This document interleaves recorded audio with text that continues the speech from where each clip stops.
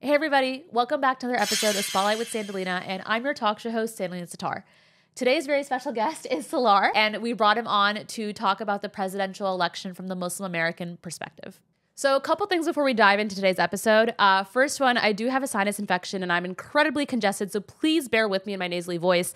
The second thing, we're going to talk about a lot of heavy topics this episode, and I want to be very vulnerable and honest about my position in all of this. I've been very morally conflicted as a voter. I don't know 100% which way I'm voting. I've been reframing my thoughts. Initially, I was thinking of voting third party. Then I was thinking about abstaining. Then I've had some really thought-provoking conversations with people that are much more well-versed in this than I am, imploring me to rethink my voting strategy. And so we can kind of all go through this journey together. This is a very emotionally tumultuous and cognitive dissonant time for a lot of Muslim Americans that are watching all the events unfold in the mainstream media. And actually, a third point to add, this episode is in no way, shape, or form an endorsement of any political candidate. It is only meant to be an exploratory Q&A to push all of us to consider new perspectives as we decide what to do this election. Thank you. Awesome. Let's get started. But before we do, who are you exactly, and why should my viewers trust you? I'm Salaar. In my day job, I work in the financial services industry, and I'm a game designer. But most importantly to what we're doing here today, I serve on the board of a nonprofit, which is focused on mentoring underprivileged young adults with the tools they need to be like more civically active and to be more involved in their communities, especially helping them advocate and make changes on not just a policy level, but in terms of impact in their communities. A lot of young adults and a lot of people in high school and college, they're really passionate about social issues and they don't really know how to make change. And I know that's even us as adults and in our working lives feel the same way.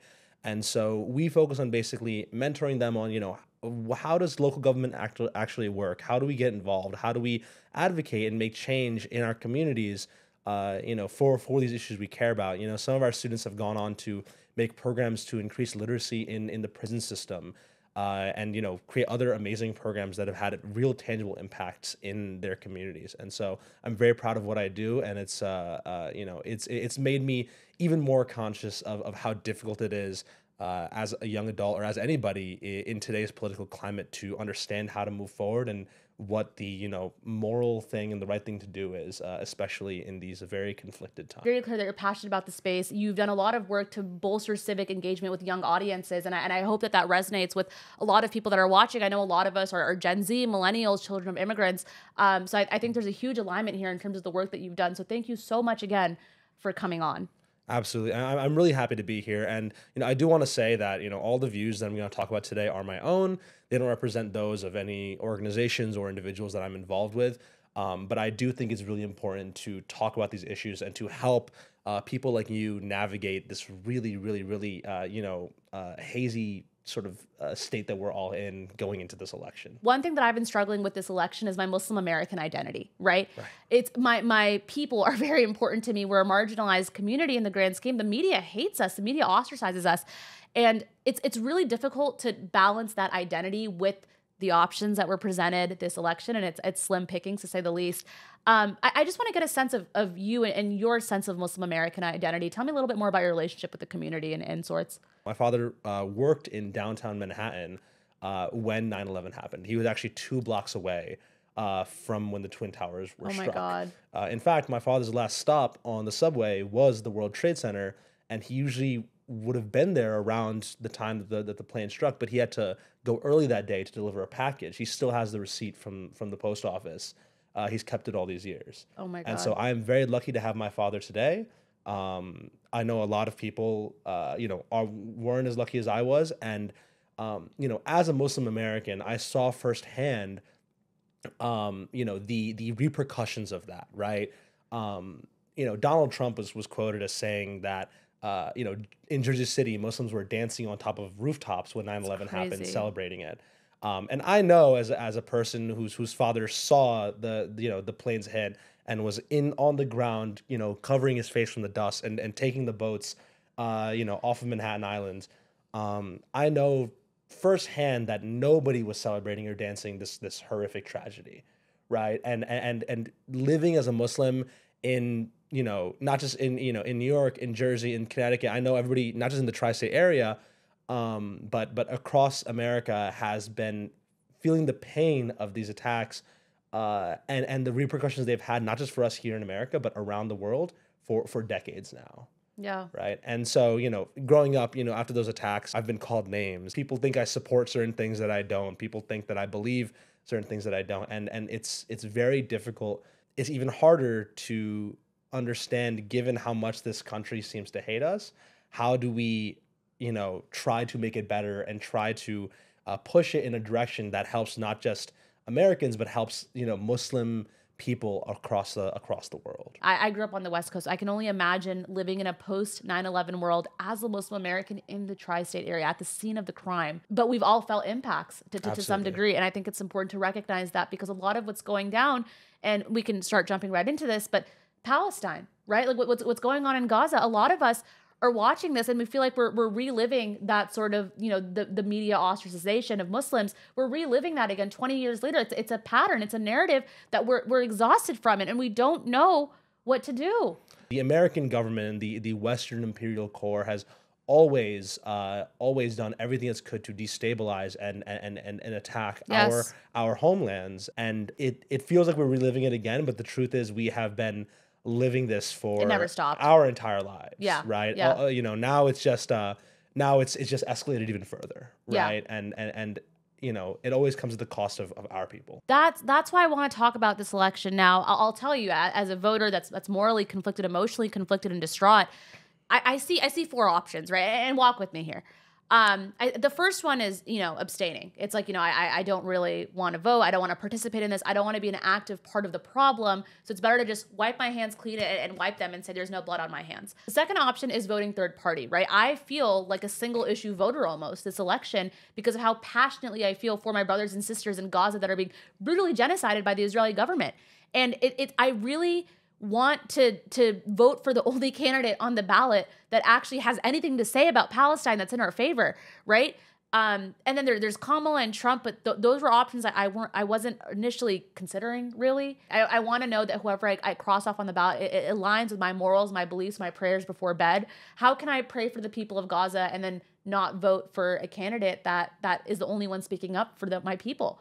Right. So I'm struggling. Do you have any thoughts on abstention and what that sort of presents and behind the scenes that maybe I as a voter don't realize? Like, even I am not 100% sure what I'm going to be doing this election. Right. Like every single day I'm reading more information. Every single time an article pops up about, more attacks committed by the Israeli government and the Israeli regime, I get more and more frustrated with our current political system, and the more and more I just don't want to be involved. The pros and cons of not voting, of completely abstaining, right? I think one of the biggest, I guess, reasons that you and I want to not don't want to vote is just the these sort of wiping our hands clean of any moral obligation, right? Like avoiding complicity in this genocide, in what the Israeli government is doing.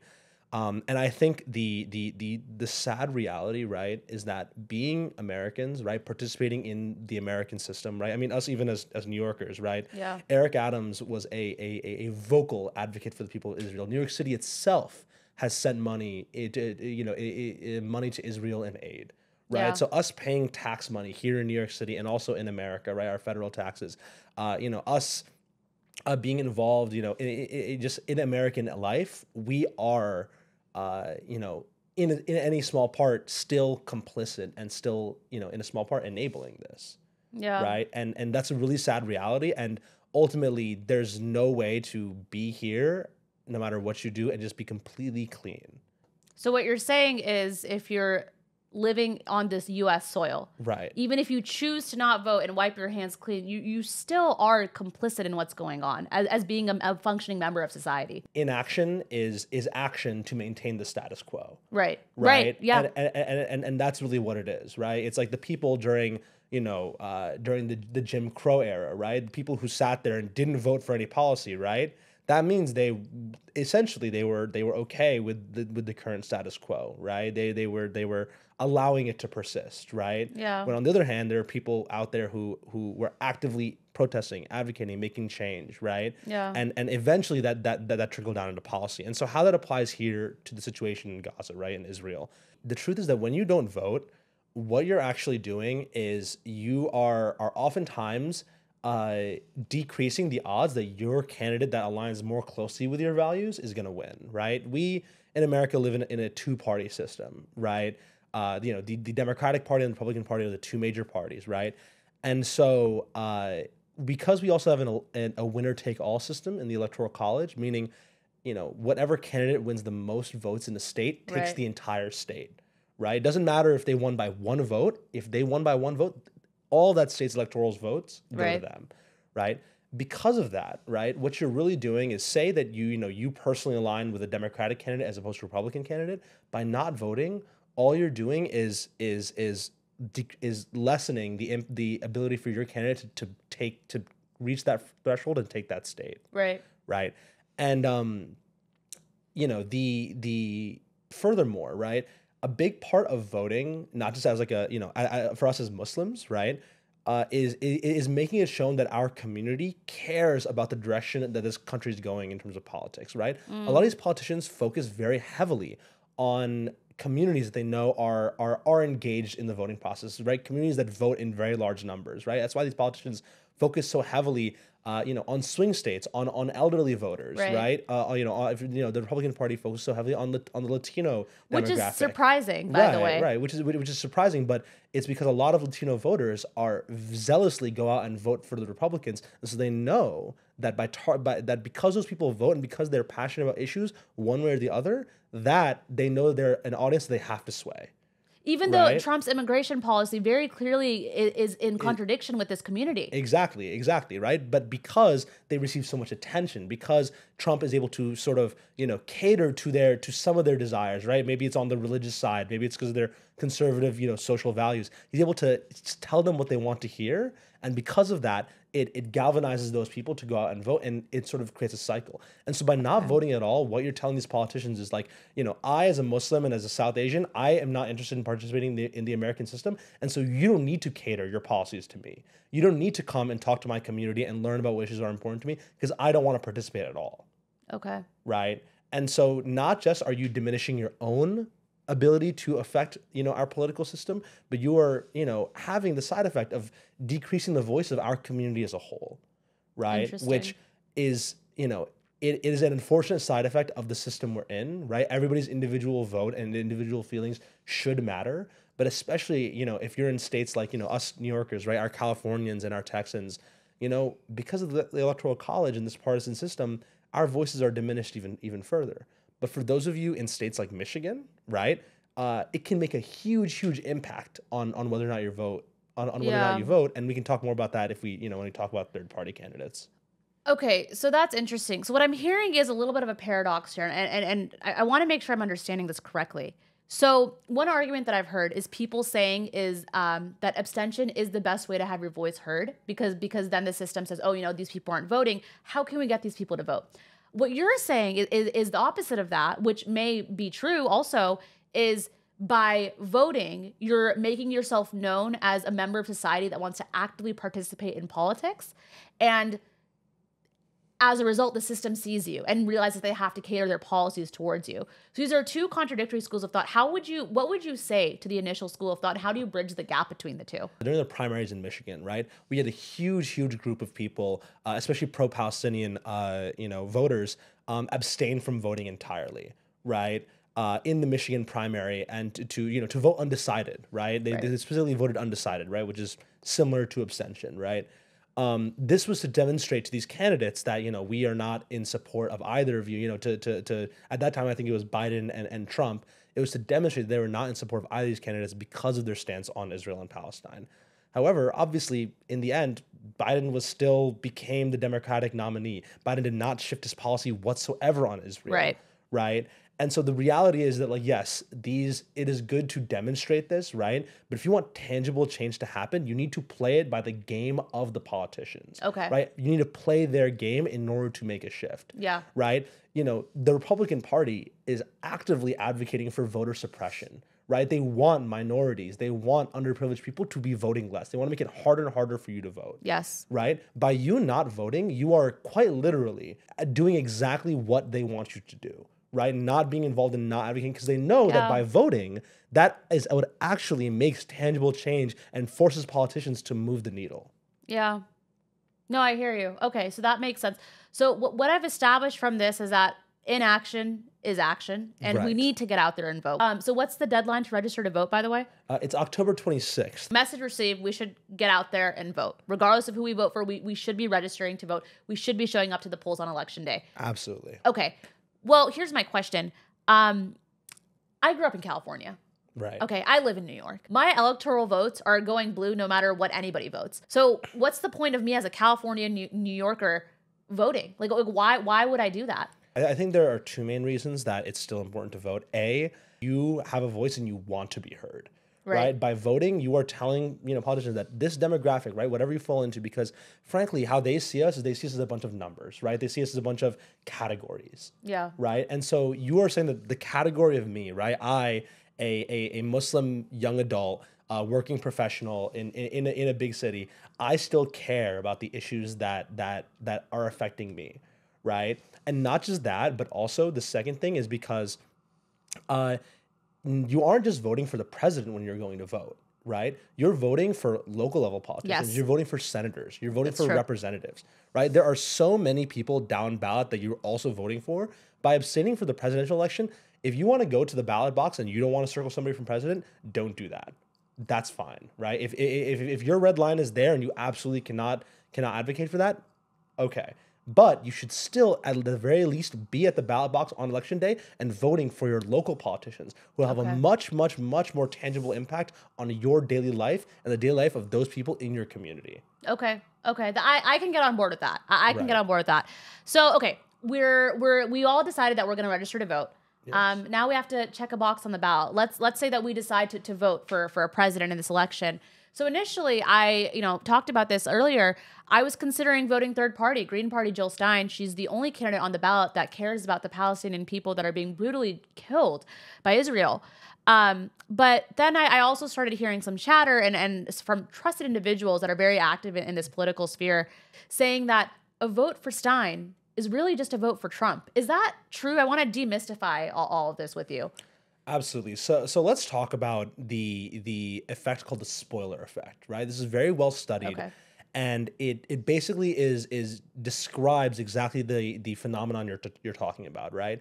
So let's talk about 2016, for example, right? In 2016, the presidential election between Hillary Clinton and Donald Trump, right?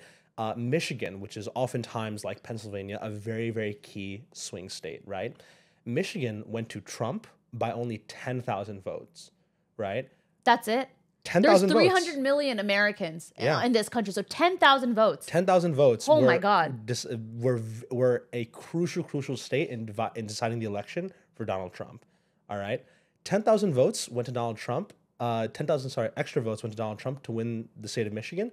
50,000 votes in 2016 went to Jill Stein in Michigan. Wow. If a fraction of the people who voted for Jill Stein voted for Hillary Clinton, there's a real possibility that Hillary Clinton could have won the state of Michigan and by extension won the election. So what I'm hearing is with third-party candidates that have gained some traction, in the case of Jill Stein, for example, all they're really doing is splitting the Democratic vote. Right. I mean, they're splitting the vote from the candidate that you more closely align to, right? Like we've seen this in the past with Republican candidates, right? We almost saw it this election with RFK, right? RFK, even though he's a Democrat, appealed a lot to conservative, more moderate conservative voters, and was sort of splitting the vote between RFK and Donald Trump. But because the Republican Party has a larger agenda and that cohesion, they were able to sort of refocus the lens on Donald Trump, right? The Democratic Party and more progressive, voters like you and I have had a tough time doing the same thing, sort of unifying our vision, right?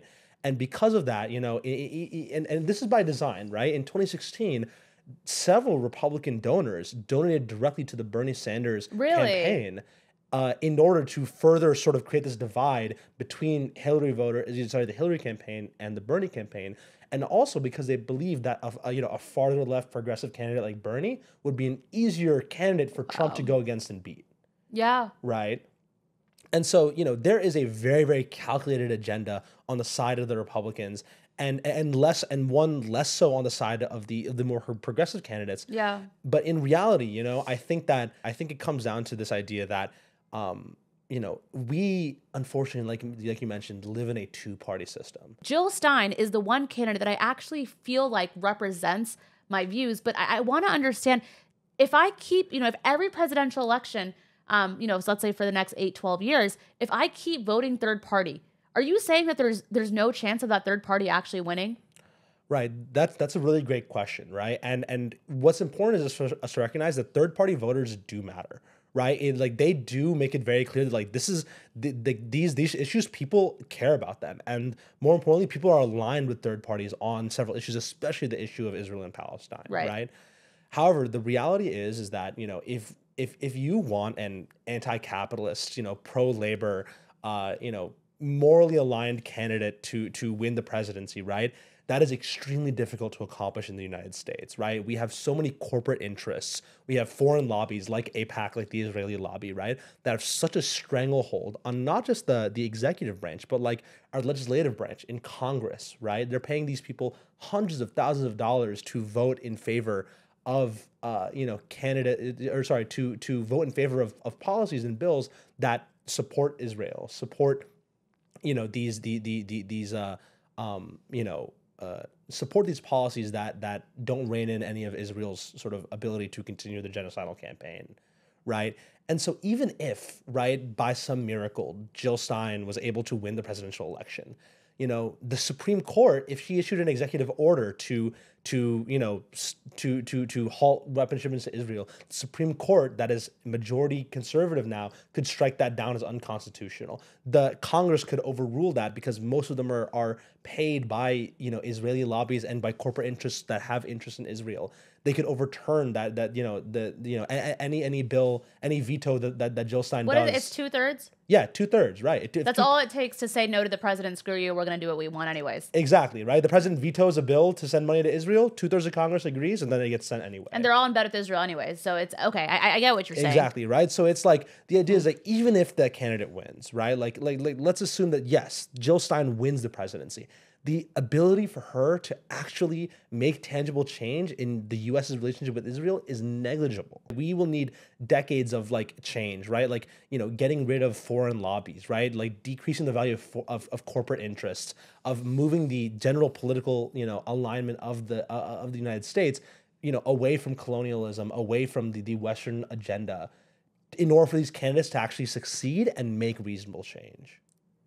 Yeah, so that's the thing. I believe you. I get it. It's just, it's really discouraging to hear that there isn't, that this election isn't going to have change overnight. It's really discouraging to hear that it's something that might take decades. The civil rights movement also didn't happen overnight. So I totally get it. I hear you, but it's really hard as a Muslim American to be in this time where we're basically being told that the one person on the ballot actually, in this election at least, has no real shot of winning. The only thing it's doing is splitting the votes in the opposite direction, the direction of somebody that wants to actively hurt Muslims in America. So what do we do from here? So we've established that maybe third party isn't the wisest choice if you're looking at this from a purely holistic, logical perspective and a bird's eye macro view. Maybe third party doesn't make sense. Am I summarizing this correctly? Yeah, I mean, I think that ultimately, if the issue of Palestine is the only thing that you care about, right? Or if you cannot, go to bed at night and sleep unless you're voting for somebody who's pro-Palestine, then that's the condition that you should vote for Jill Stein. But just understand that, especially if you live in a state like Michigan, right? In Michigan, Jill Stein, got 50,000 votes. You could quite literally be one of the people who is splitting the Democratic vote and enabling a candidate like Trump to win, right? If you are okay with that truth, right, but you are all right with voting for Jill Stein because she aligned to your, with your personal values, only under those conditions could you reasonably vote for Jill Stein. So you're saying if you can sleep at night, feeling good about the fact that you voted for the only pro-Palestine candidate on the ballot, but you can also live with the fact that that vote might have caused Trump to get reelected into office, Right. that only under that condition should you vote for Jill Stein if you can live with both of those objective truths. Exactly. Okay. Exactly. Okay. So that, now I'm hearing this. We don't like Trump. I do not like that man. I don't know why he's on the ballot. This country is complete. Anyways, that's a separate thing. I'm anti-Trump. So when I hear that, I go, okay, I do not want that man to win. And I actually would not be able to sleep at night knowing that I contributed to that, because I think about, yes, my brothers and sisters in Gaza, and God, please, please, please save them. Again, every nightly prayer. But absolutely. Free Palestine. Free Palestine. We're very free Palestine on this show. But there's people here domestically that are systematically being marginalized. There are people in this country whose voices also matter. Right. Right? And so what I want to understand is what's the best thing that I can do? That I understand how we walked and got to where we are, but I still don't feel 100% about. I'm definitely not voting for Trump, and I want to get into that too, because I think there's been a lot that's happened since the 2016 election where he was voted into office. It's 2024 now. It's been 8 years. And there have been so many headlines since then. So I want to do a little recap about Trump, our buddy Trumpy, really quickly. But before we do that, I'm really lost. And logically, I can align with everything you're saying. My brain is saying, yep, that makes sense. He's right. But emotionally, I'm still distraught. So and maybe there's not a good answer to that. I just I need to say that and get that out there, because it's really how I'm feeling.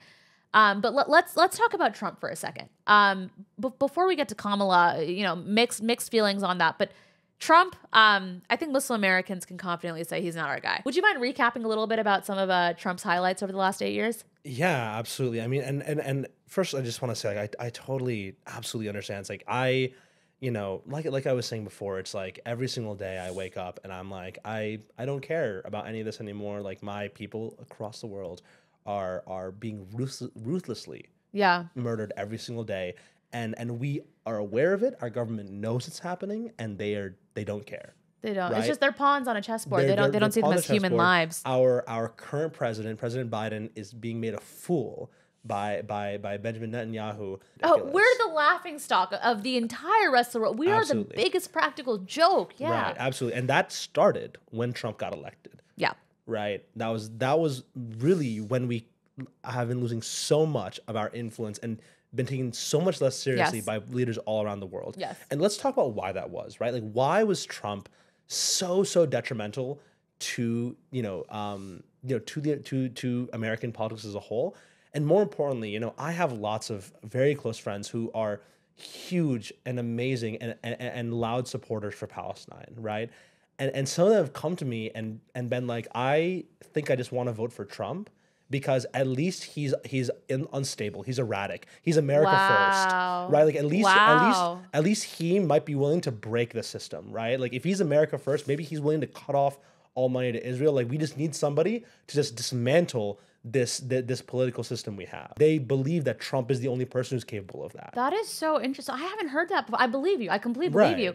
That's a new take. Okay, that's interesting for me. Yeah. And listen, I understand why people feel that way, but I think a lot of, those friends of mine who, again, are amazing, intelligent people, I think a lot of them have forgotten how clearly and unapologetically anti-Muslim, anti-South Asian, and anti-Palestinian Trump was during his presidency. Please remind us. Yes. I need my memory jogged, so please do remind us. Absolutely. I think first things first, he made it very clear in his executive order that he passed within a few weeks of his inauguration, banning travel from Muslim countries, right? Citizens of countries, such as like Syria, Iraq, Iran, were completely barred from entering the United States, right? And this was so clearly targeted at Muslim countries.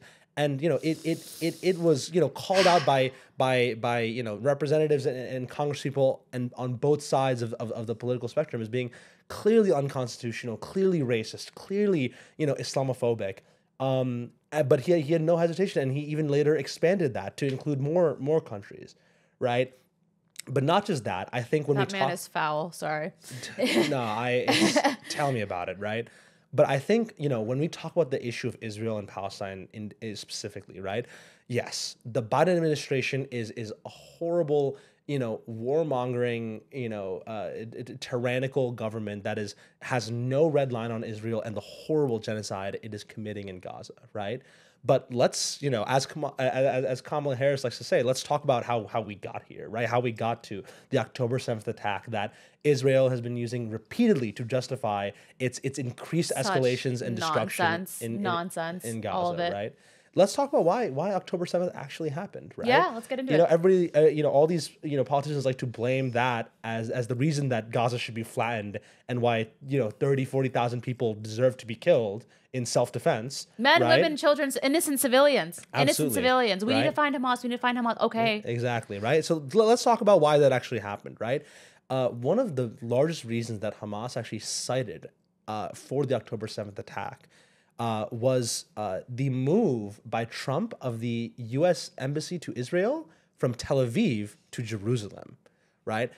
Doing that, Trump actively recognized Jerusalem as the capital of Israel, right? Now, Jerusalem previously was recognized by the United Nations and by most places as a sort of international city, right? It didn't necessarily belong solely to Israel, right? East Jerusalem was recognized as the capital of the future state of Palestine, right? And Trump, by moving the Israeli embassy to Jerusalem, said that the entire Jerusalem will never belong to a future state of Palestine. There will not be a future state of Palestine, and it belongs to the state of Israel. Trump played a big hand in Hamas's incentive to go in and hurt innocent Israelis, which in turn gave the Israeli government incentive to start the genocide in Gaza and the West Bank. To be clear, the genocide has been happening for decades, right? Right. But the recent escalation and the sort of, unadulterated, saying the quiet part out loud. Yes, you're right. Attitude that Israel has now in its genocide in Gaza. Yeah. Right. And that's exactly correct, right? It's like one of the main reasons Hamas did the attack. Trump was a direct cause of that, right? Yeah. And I think that demonstrates Trump is so much more unapologetically in support of Israel and against the Palestinians than the Biden administration, than any other administration, right? Yeah. Like, yes, the Biden administration, the way I see it is they're just bad at reining Israel back. They at least advocate for a two-state solution, right? They at least vocally say that, Israel should be more careful about the civilian casualties, even though they don't actually care. I was going to say it's smoke and mirrors, but it's all optics, sure. It's all optics, but they at least say that. Yeah. Right? Which has a small difference. Trump doesn't even pretend to care about civilian casualties. He doesn't even care about about Israel doing whatever it wants, not just in Gaza, in the West Bank, in Lebanon, in all these countries. Yeah. Right? Like Trump actively supports and advocates for the destruction and complete hatred for our people, right? Trump doesn't like Muslims. He does not like obviously Muslims. Obviously not. I talked about the Jersey City thing, right? Yeah. How delusional and how racist you have to be to say something like that Muslims were dancing when 9/11 happened. When those Muslims, many Muslims lost friends, family on that day, and many Muslims are ashamed of the fact that people who claim to share our faith, right? Yeah. When in reality they don't, Yeah. but who claim to share our faith, did something as horrific as that. Yeah. Right? How racist and how Islamophobic do you have to be to say something like that? That should give you a representative of who Trump is. Yeah. Right? And so, sure, if you want to, if you think that Trump is erratic and maniacal enough to be crazy enough to just stop sending money to Israel, that's, again, fine. But he has demonstrated not just internationally in terms of foreign policy, but domestically, how much disdain he has for our community and how detrimental he would be, right? So I think that any Muslim in good conscience, you cannot vote for Trump especially if you're voting on the metric of who will be better for Palestine, right? Or who will cause less Lesser harm. of two evils, yeah. Right. There's no way that you can advocate on Trump's historical policy, on his his personality as a person. There's no argument you can make that's based on fact that he would be better for Palestine than anybody else. Okay, so not that this is earth-shattering, but that eliminates Trump. So by process of elimination, we're down to Kamala. I have mixed emotions about this. As a Muslim American, it's really upsetting to know that the Biden-Harris administration has kept good relations with Israel, right? I'm going into work. I'm working hard.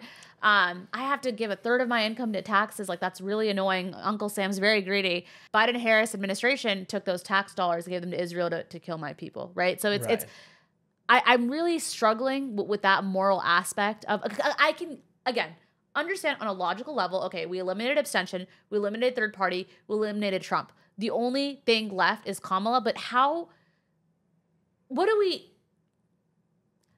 Muslim Americans justify process of elimination down to Kamala? How can we justify that? And one thing, maybe another question I should pose before we get into that is there any chance of the U.S. changing its relation with Israel over the next 4 years? I really need to understand that before I cast my vote. I just want to make it clear as well, like, this is not an endorsement of Kamala, nor am I advocating for people to go and vote for Kamala. Okay. Unsure if I'm going to be a Harris voter even to this day. Right. I don't even think I'm going to be sure when I'm circling on the ballot itself. Yeah.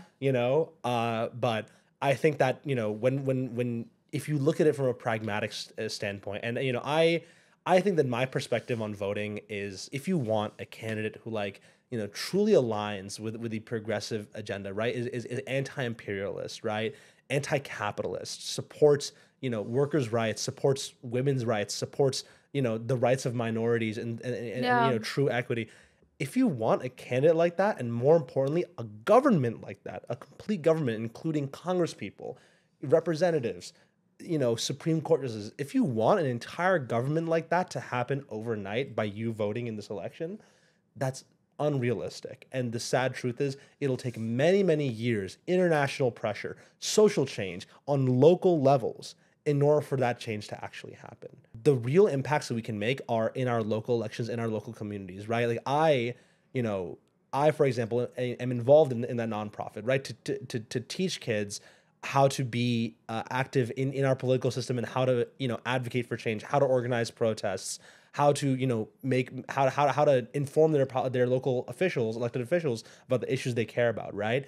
Each and every one of us, I know a lot of my friends, who are probably listening to this, are going out and protesting for Palestine. Keep doing that, right? Yes, keep making absolutely. Keep making your voices heard, right? Keep, boycotting. Keep, supporting, divesting and sanctioning. Keep calling for these things, because that is where real change happens, right? And so, what you're really doing when you're voting for a candidate in a presidential election, when you're choosing between, Kamala Harris or Donald Trump, is you're voting for whose policies and whose agenda would you rather do that work under. Okay. Right? Whose world and whose worldview would you rather be living in that will best enable you to make that change in your community? Right? Okay. And so the way I see it, right, is for, if I'm worried every single day about every time I go to a concert, every time I step out of my home, that somebody is going to use a gun they legally bought from a Walmart vending machine to mow me down in the street. Yeah. Right? That's going to make me much more fearful to go out and attend a protest. We have seen violent attacks at Palestinian protests. We saw it in Charlottesville, so many years ago. We see that people are not afraid to take advantage of these ridiculous policies to cause harm to us, right? And so the conditions that will make me more willing and me less afraid to go out and advocate for the issues I care about are those that make me feel in a safer and more supported society. And that's why, when it comes to a Democratic candidate, right?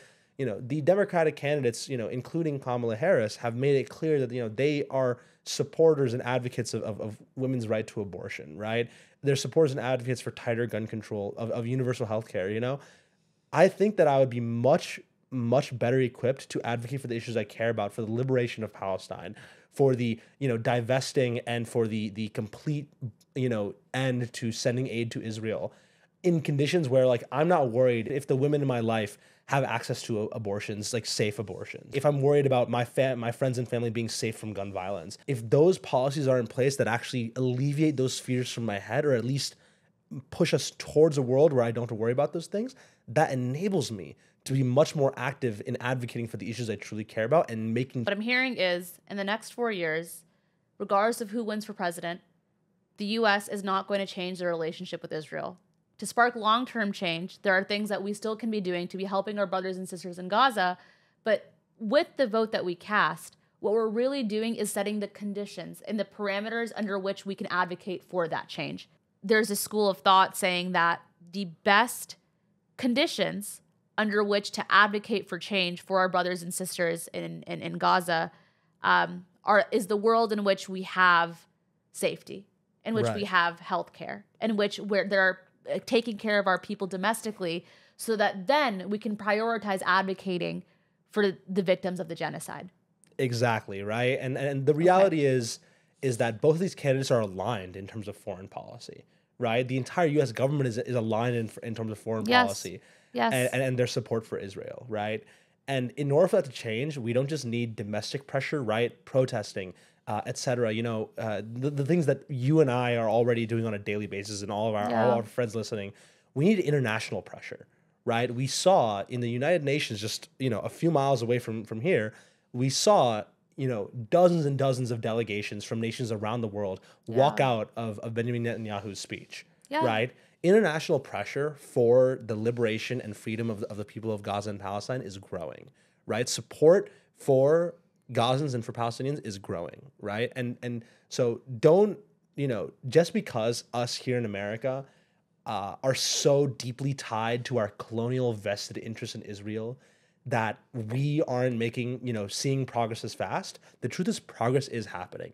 And the more international progress happens, the more international pressure we get, the higher likelihood that, especially if we have a candidate like Kamala Harris, who is much more receptive to international pressure than Donald Trump is, right? The more likely that we could actually see some tangible change in our foreign policy, right? People like Donald Trump have made it very clear that they have no interest in what the rest of the world cares. The rest of the world thinks about us, right? It's America first, and it's what we think, and that's it, right? But the Democratic Party has historically been more receptive to cooperating with international objectives, right? Expanding things like NATO, right? To actually create protections and safety on a worldwide level, right? And so, if we accept this premise that in this two-party system, one of these two candidates is the only people who are actually going to be able to come and make change, right? Either on a domestic level or international level, then I think it's pretty clear that the Democratic candidate, those conditions would better enable us to do the work and the advocacy for Palestine that we all so dearly want to continue and to increase. This has been incredibly helpful. I just want to recap the past almost hour at this point of filming. So we started off this episode talking about the 4 options, right? You can abstain, you can vote third party for Jill Stein, vote for Trump, boo, or vote for Kamala, right? Right. So through this conversation, what I've understood is abstaining is not a great way to have your voice really heard and to tell the political system that you're part of the target audience when it comes to their platform issues. So we eliminated that.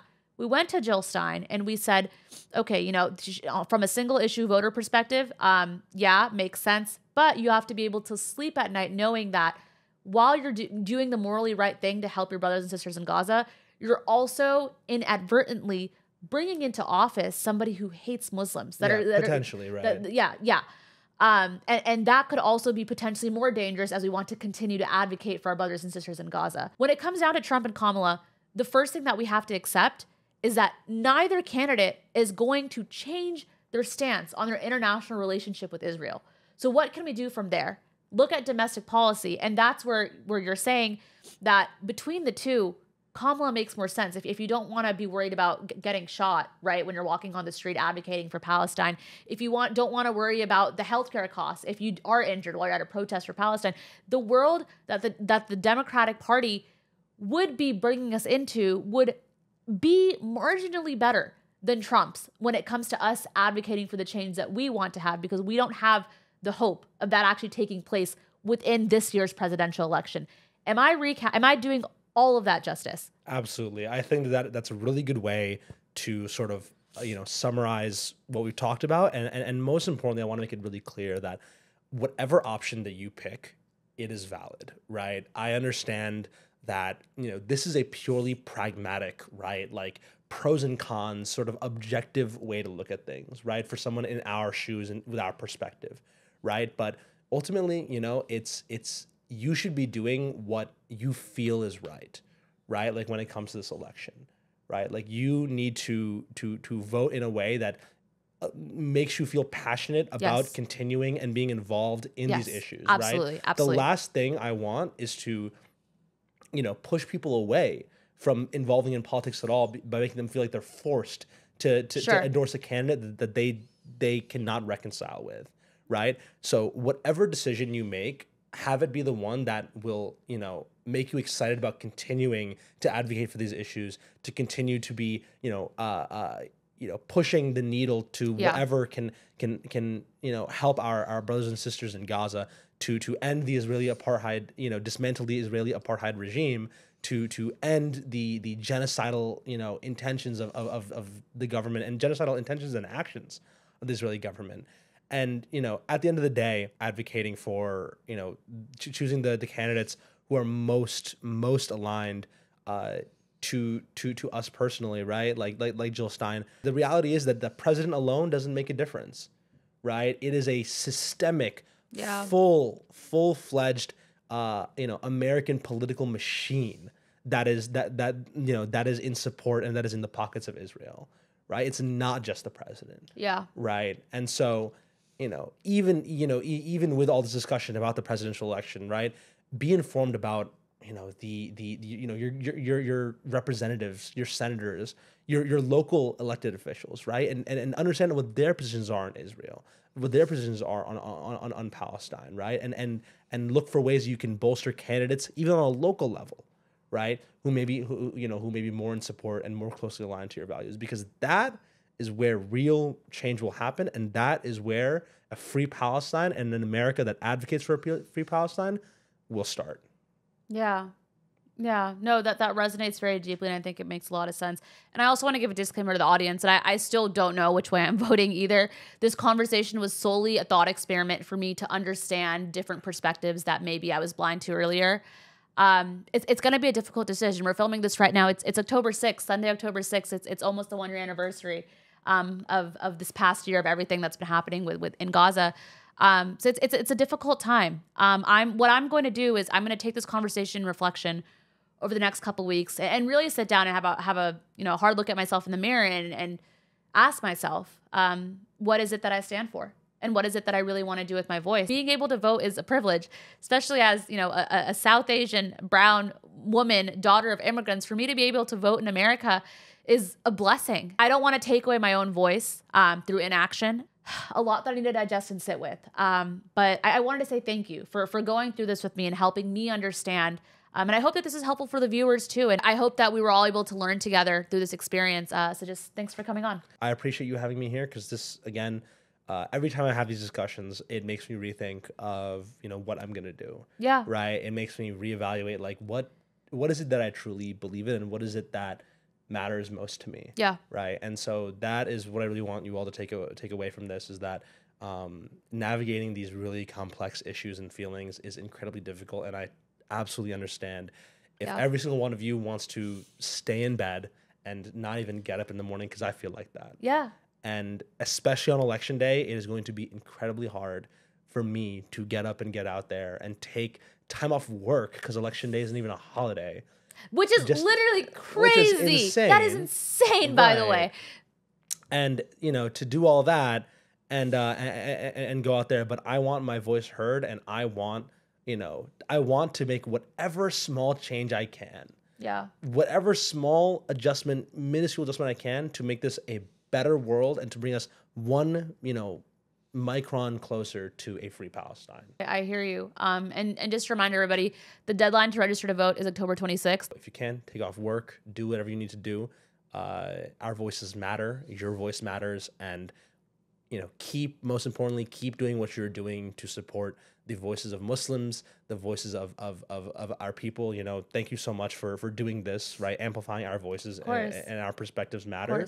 And keep doing everything you're doing, donating, protesting, and supporting the liberation of our brothers and sisters over in Gaza. Vote by mail. The early voting is already open. You can vote by mail, so you don't have to sacrifice, income to go vote. So Absolutely.